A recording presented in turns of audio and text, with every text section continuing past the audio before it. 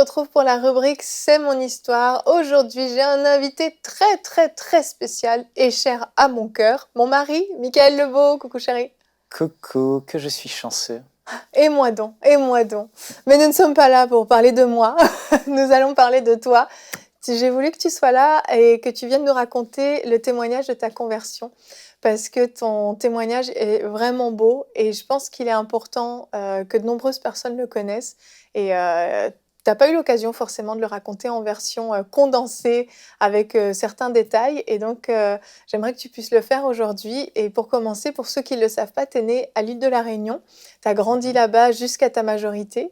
Et puis, tu avais une maman chrétienne, une grand-mère également. Donc, tu allais à l'église évangélique depuis que tu es tout petit. Oui, j'ai grandi dans les églises, j'y allais, mais je n'avais pour autant pas fait de rencontre avec Dieu. Mais je croyais en Dieu. Mais pour moi, quand je voyais tous ces gens aller à l'église, plus je grandissais, plus je me disais, bon, ils vont à l'église parce qu'ils ont besoin d'une béquille dans la vie, ils ont besoin de croire en quelque chose pour s'en sortir dans la vie. Mais moi, je vais bien, mais j'ai pas besoin de béquille, mais je croyais que Dieu existait parce que je réfléchissais, je voyais tout ce qui était là et je me disais, mais il y a un Dieu qui existe, c'est certain. Et j'avais au fond de mon cœur le désir de le rencontrer. Alors on allait souvent au camp de jeunes et j'essayais de vivre une vie pieuse, une vie droite, mais je finissais toujours par tomber à faire ce qui était mal, à mentir, à voler. Et je suis même tombé assez très loin dans le vol, mais bon, je vous passe les détails. Mais je cherchais Dieu, j'ai cherché dans la psychologie par la suite, j'ai cherché dans les choses un peu peut-être même mystiques, occultes, essayant de trouver.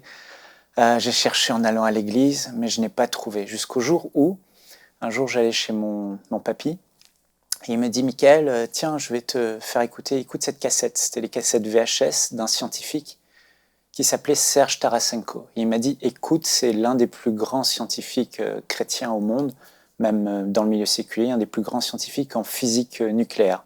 Et cet homme parle de Dieu. Alors j'ai mis la cassette chez moi, j'étais seul le soir, mes parents n'étaient pas là. Je crois que j'avais environ 14-15 ans. J'ai mis la cassette et là cet homme, il expliquait comment tout peut vous montrer que Dieu existe, mais rien pour autant n'en sera la preuve. Alors il a parlé de l'évolution, la théorie de l'évolution, il a tout démonté. Je dis, ah ouais, c'est clair, il a raison. Mais il arrive et dit, tout ce que je peux dire vous amènera à la conclusion que certainement Dieu existe, mais rien pour autant n'en sera la preuve. Parce que Dieu ne se prouve pas, mais il se rencontre. Et vous devez vivre une expérience personnelle d'une rencontre personnelle avec Dieu. Donc là, j'étais tout écarquillé, je l'écoutais, je dis, ok, mais comment je peux faire cette rencontre que je désire tant avec ce Dieu dans lequel je crois, mais je veux vivre du concret avec lui, je veux lui parler, je veux marcher avec lui, je veux du réel. Et là, il me donne la solution. Il dit, vous arriverez à une frontière où tout vous laissera croire que Dieu existe, mais rien n'en sera la preuve. Le seul moyen de le rencontrer et de franchir cette frontière, c'est la foi en Jésus-Christ. Et là, il dit, Jésus-Christ est le seul chemin. Il est la vérité, la vie. Nul ne vient à Dieu que par lui. Et là, en gros, je comprends que Jésus-Christ est le chemin qui va me faire rencontrer Dieu. Donc, en gros, il dit, invoquez le nom du Seigneur Jésus, il va se révéler à vous. Donc là, tout content, j'ai enfin compris, après ces années à m'asseoir dans l'église, à écouter ces prédicateurs prêcher, j'ai enfin quelque chose de pratique. Donc, je vais dans la chambre, je prends un coussin et je hurle de toutes mes forces. Jésus, si tu existes, révèle-toi à moi. Jésus, je veux te rencontrer. Et là, j'ouvre les yeux, je regarde, est-ce qu'il y a une lumière, est-ce qu'il y a quelque chose? Et il n'y avait rien. Donc j'étais assez déçu. Mais plus tard, Dieu m'a révélé, le Seigneur Jésus m'a révélé que ce jour-là où j'ai crié à lui, il a fixé une date, un moment clé où il allait se révéler à moi. C'est là que plus tard, je pars en métropole, en France. Ouais, j'ai quitté l'île de la Réunion pour aller en Bretagne, en France, faire mes études en informatique. Et c'est là que je rejoins une église évangélique. Et je suis là, dans l'église, et je pense que c'est ça, la vie chrétienne. Mais au fond de moi, il y a un vide qui est là, il y a un manque qui est là. Et je sais que j'ai pas vécu de rencontre particulière, mais j'adhère à, je crois, comme les autres croient, je suis là, je vais à l'église. C'était quoi ta motivation d'aller à l'église dimanche après dimanche?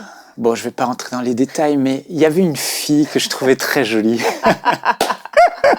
c'était pas moi. Ouais, non, j'avouais qu'elle faisait partie d'une grande part de motivation. Et puis bon, j'y allais parce qu'il fallait aller à l'église. Il fallait aller à l'église, c'était une bonne chose. C'est Bon. ça, c'était juste culturel Mais ce qui est finalement. particulier, c'est que quand tu n'es pas sauvé, quand tu n'as pas rencontré Dieu, tu sais pas ce que c'est que être sauvé. Et quand tu es sauvé, tu te dis ah, mais c'est tellement fou. Toutes ces années, j'étais dans l'erreur ou j'ai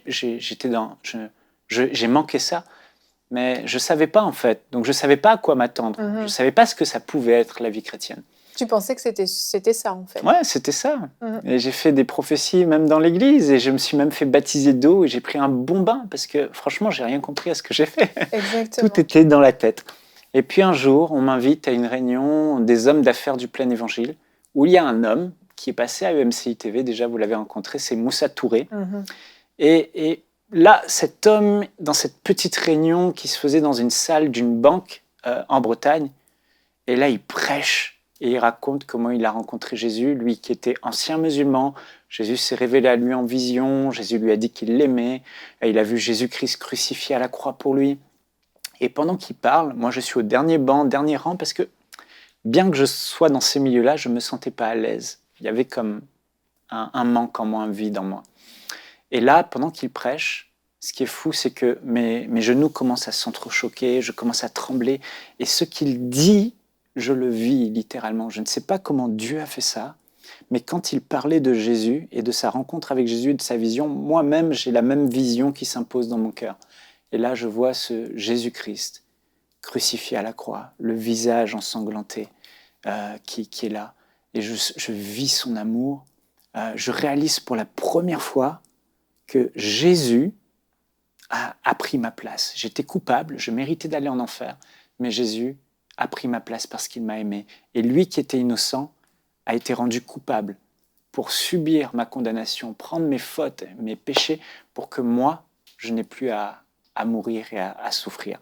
Et là, je comprends l'amour de Dieu, je comprends qu'il y a un Père qui m'a tant aimé, qui a envoyé son Fils mourir à ma place. Et là, ce même Jésus qui s'est révélé à moi pendant que ce prédicateur prêchait, me dit « Michael, je t'aime ». Et là, j'ai le cœur qui est rempli d'un amour et il me dit « Maintenant, abandonne tout et suis-moi ». Et je ne sais pas comment Dieu a fait ça, mais j'étais mis face à un choix, le choix du royaume. Est-ce que j'allais suivre Jésus ou est-ce que j'allais continuer ma petite vie telle qu'elle était?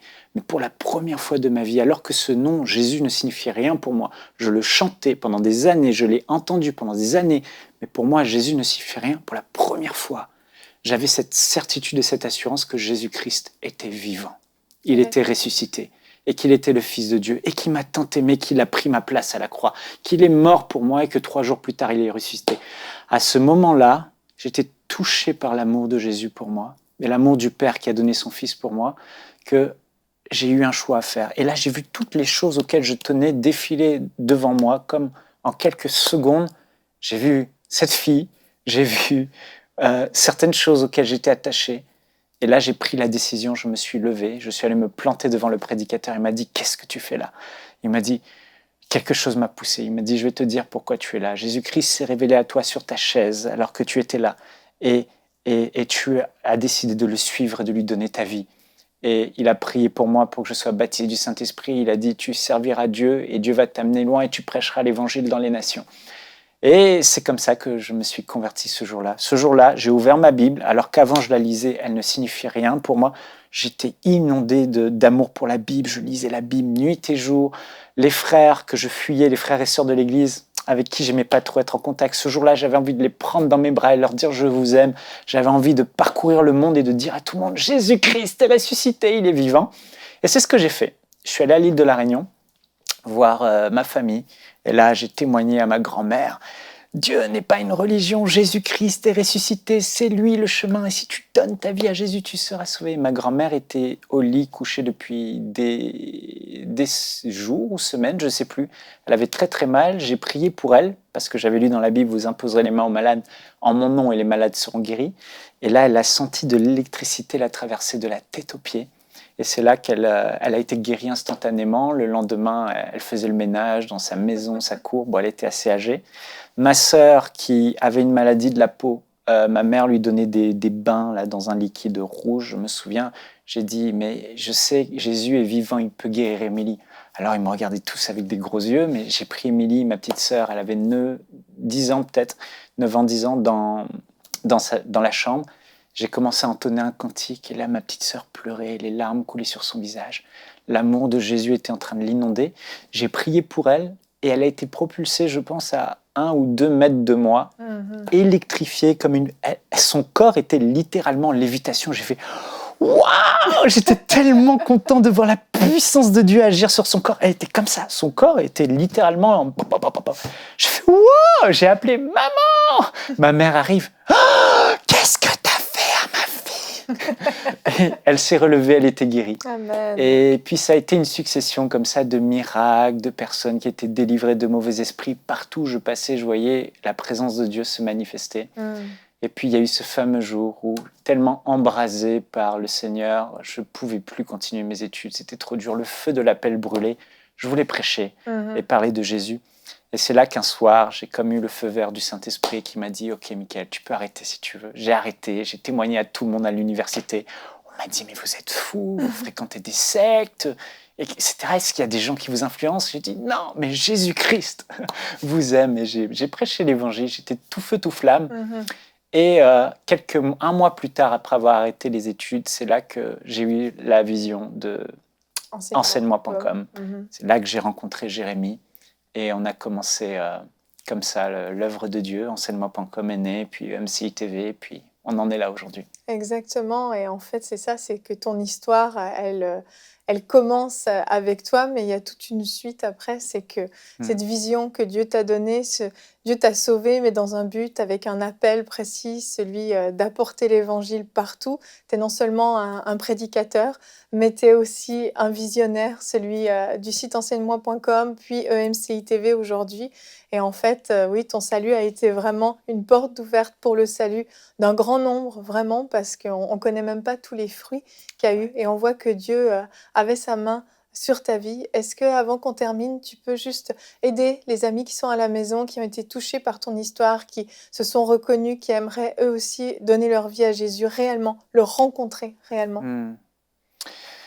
Oui, si vous êtes là et que vous avez entendu mon témoignage, mon histoire dans les grandes lignes, et que vous vous dites, mais je me reconnais quand Michael dit peut-être Jésus ne signifiait rien pour moi, pas grand-chose, ou qu'il avait un vide dans son cœur, ou qu'il se sentait pas bien à l'église, ou qu'il n'avait pas un amour pour la parole de Dieu, ou un amour pour les frères et sœurs.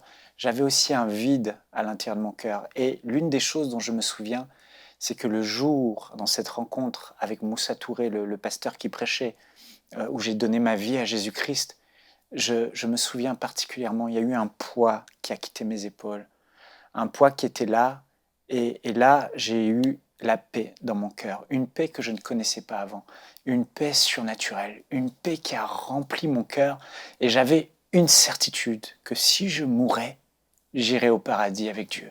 C'est quelque chose que personne ne m'a dit, quelque chose que personne ne m'a enseigné, c'était une certitude dans mon cœur. J'ai fait la paix avec Dieu en Jésus-Christ. Et lorsque je me suis tourné vers Jésus et que je lui ai donné tout mon cœur et que j'ai décidé de le suivre sincèrement et de lui donner ma vie, j'avais l'assurance que lui avait pardonné mes péchés. Et si aujourd'hui tu n'as pas cette assurance d'avoir eu tes péchés pardonnés, si aujourd'hui tu n'as pas la paix dans ton cœur, si aujourd'hui tu ne peux pas dire si je meurs aujourd'hui, j'irai au paradis pour l'éternité, j'ai la vie éternelle. Si aujourd'hui tu n'as pas cet amour pour la famille de Dieu, pour les frères et sœurs, si aujourd'hui la Bible ne signifie rien, sache une chose, c'est que tu as besoin toi aussi de fléchir les genoux et de donner ta vie à Jésus-Christ de Nazareth. Il est ressuscité. Alors je veux t'encourager là maintenant où tu es.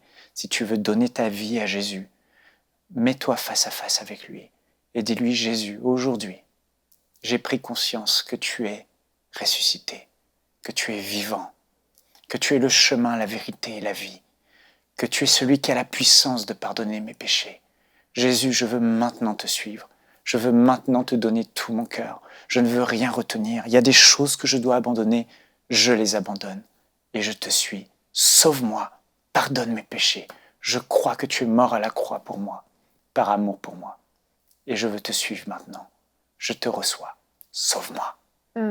Amen, amen. Si vous avez fait cette prière, vous pouvez nous écrire en allant remplir le formulaire de témoignage sur emcitv.com/témoignage et nous dire comment vous avez donné votre vie au Seigneur, comment votre vie a changé et on va se réjouir avec vous. Merci chérie d'être venue nous raconter ta conversion. C'est un plaisir.